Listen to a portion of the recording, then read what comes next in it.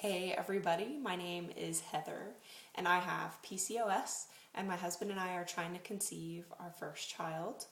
I wanted to start a trying to conceive PCOS vlog because it's been a real source of solace, I guess, for me to watch everyone else's vlogs and follow everyone else's journeys and see other people that are going through the same thing that I'm going through. And just kind of celebrate with them, feel bad for them when they feel bad, but remain positive at the same time. And it's really helped me a lot so far.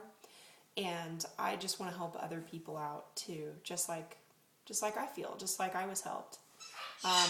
That's my parrot, Romeo. She's out flying around, so you'll hear her, and it's cool. She's supposed to be here.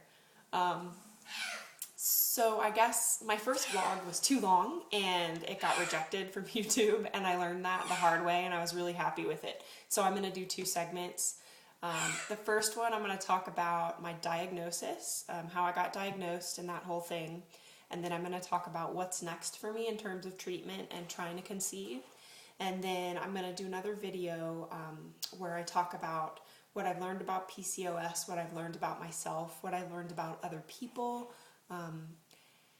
and telling them that I have PCOS, and then also just kind of how I feel about it and how I feel about the future. So here we go.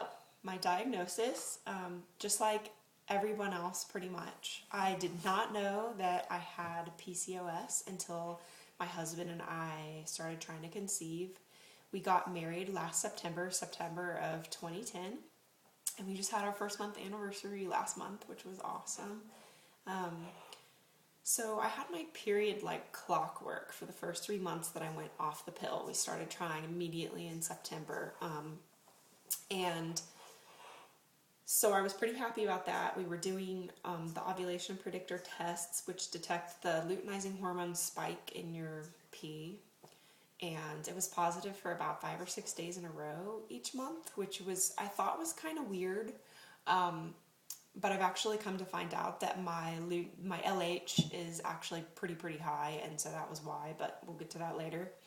And then after about 4 months, my period just stopped, like a lot of other people. It's like, where did it go? And I took a pregnancy test at home, which was negative, so I went to see my doctor and have a blood test. That was negative.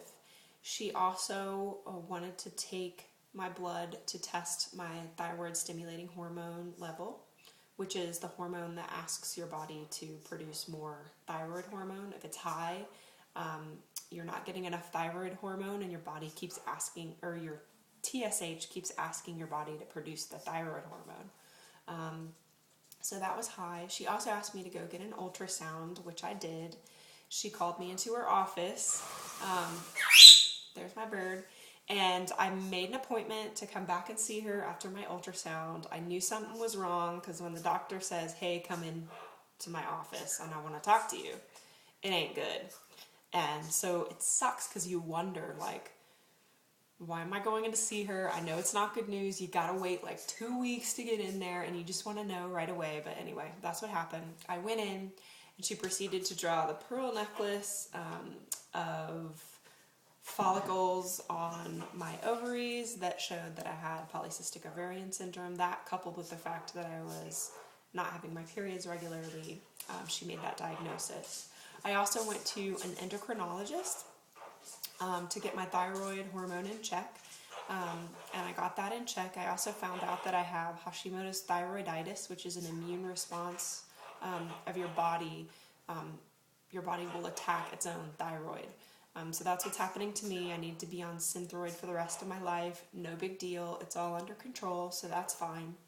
I had a glucose tolerance test, and that was fine. I don't have any problems with my blood sugar. So I was put on metformin anyway, which is really confusing to me because my blood sugar's fine. Although I was never given an insulin resistance test, and I've never heard of anyone actually having an insulin resistance test, because your blood sugar can be okay and you can still be insulin resistant. Your body just cannot use up the insulin as well as other people's bodies. So either that test is really, really expensive and it's not commonly used, or I think they just assume that everyone with PCOS is insulin resistant, and that's what my doctor told me, even though it's not confirmed, which is kind of sketchy to me, but all right, I'll just go with it. So I'm on the metformin for that. We also found out that my luteinizing hormone to follicle stimulating hormone ratio is crazy. It's like 4-to-1. That's my main problem. I don't really have problems with hair. I'm not extremely obese or overweight. I have a huge sweater on right now, so I probably look really fat, but I am not thin either. I'm not a thin sister. I'm just kind of normal. I could probably stand to lose like 20 pounds, 10 pounds, but I feel like that's normal. So I'm lucky in that I don't have the struggles with weight that some women have. I don't have problems with hair, excess hair. I don't know if I already said that.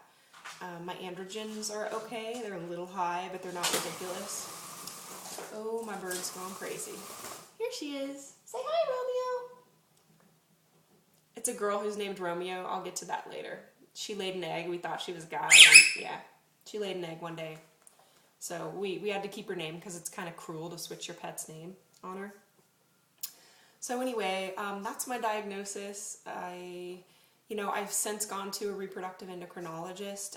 I had some intestinal problems. They think that I have Crohn's disease, so I had to put off my RE's treatments for me for a while until I got taken care of my intestinal diagnosis. So that's done, and I'm about to start on my first cycle of Clomid. I just got my period after taking Provera, so I'm on cycle day 1, I guess, and I'm pretty excited. I'm pretty positive for the future, and I'm exercising. I'm trying to avoid sugar, although anyone that knows me knows I freaking love sugar. I love baked goods.